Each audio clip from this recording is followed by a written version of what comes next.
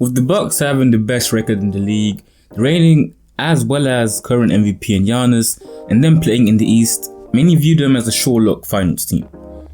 As you can guess from the title of the video, I have a different opinion regarding that matter. Ladies and gentlemen, this is MCG. If you happen to enjoy the video, be sure to leave a like, subscribe if you really liked it, and also check out my other videos. I'm sure you'll find something interesting. Now with that out of the way, let's actually talk about why the Milwaukee Bucks are going to fail in the playoffs. Freak is something, the Greek freak is something special. I believe, based on watching the league and covering it, I think that come playoff time, the game slows to a degree. Defenses are able to get back, and you force individuals to lean more towards their perimeter game, A. And B, you know why? It's not really about him, Jay, but all of those other guys, even though they can play and they're damn good, and Budenholzer is an exceptional coach, I don't believe that come championship time, you can rely on those dudes to show up. I believe that the people around him will fold when it really counts. What Stephen A. Smith just said is exactly what I'm concerned with. I don't trust the team around Giannis to come through when it matters. Look at Eric Bledsoe and Khris Middleton.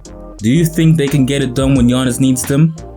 They have always gotten worse come playoff time. Sure, only a few players can actually elevate their game in the playoffs, but Khris Middleton and Eric Bledsoe don't play like the second and third option on the championship level team. Take a look at these stats for a minute. I didn't include the first round because that was a sad joke of a matchup. The Bucks, on average, scored 24 more points than the Pistons each game. 24 points. In the second round against Boston, Eric Bledsoe scored 13 points on 43% shooting from the field, which is alright, I guess. But listen to this. 25% from 3? 59% from the line? Come on, Bledsoe. And Middleton. 19, 6 and 5 on 40% from the field, 47% from 3 and 95% from the line. It's good, the field goal percentage is a bit low though, but you can live with it. In the conference finals against Toronto, the whole team got worse, including Giannis, which is to be expected when going up against a great defensive team, but I still don't like their production.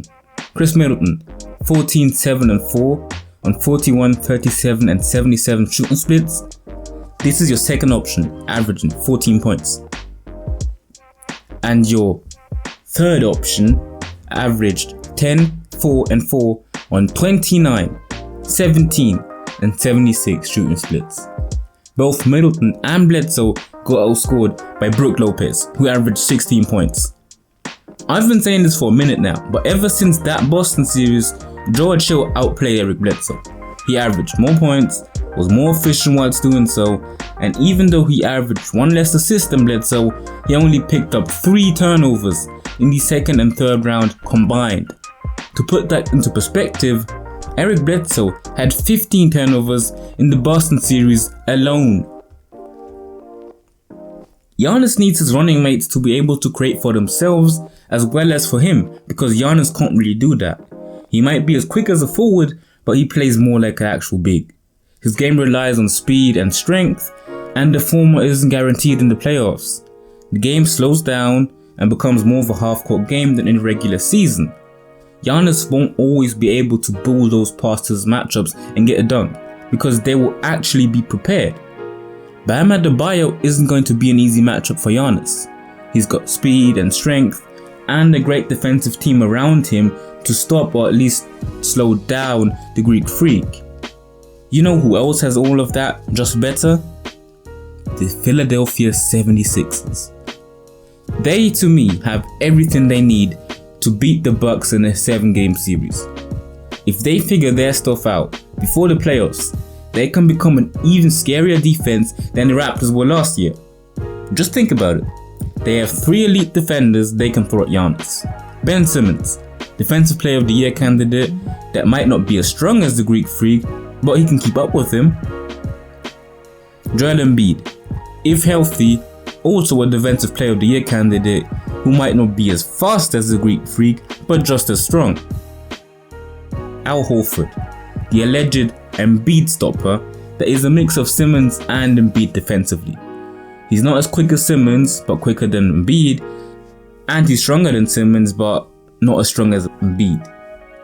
These three can slow down Giannis significantly, but if you were paying attention, I mentioned two conditions. One, they need to figure their stuff out before the playoffs, and two, Embiid needs to be healthy. If this happens, don't be surprised if Milwaukee doesn't make the finals. Whilst I've mainly shifted the reason for the Bucks' upcoming postseason failure onto Khris Middleton and Eric Bledsoe, I also think that Giannis just isn't good enough. Don't get me wrong, he's a top 3 player this season, but what separates a good playoff performer from a great one is the ability to create for themselves and close out games. Imagine this, you're down by 3 with 7 seconds to go and you can choose from the following players to take the shot. Who are you going to choose? LeBron, Kawhi, KD pre-injury, Steph, and Giannis. You're down by 2 with 7 seconds to go. Who are you going to choose? You're down by 1 with 7 seconds to go. Who are you going to choose? All of these players I just mentioned, apart from Giannis obviously, can score from all levels.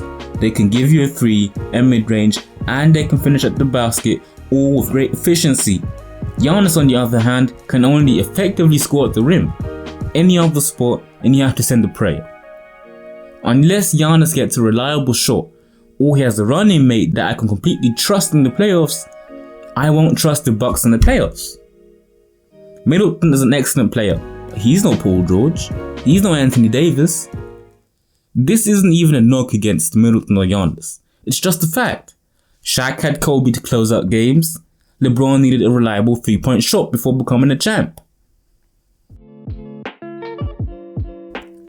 With all that being said, we've reached the end of the video. So, like I said at the beginning, if you liked the video, be sure to leave a like as it actually helps me out. And if you really enjoyed it, subscribe, because why not? Either way, this was MCG. Thanks for watching the video. Peace out.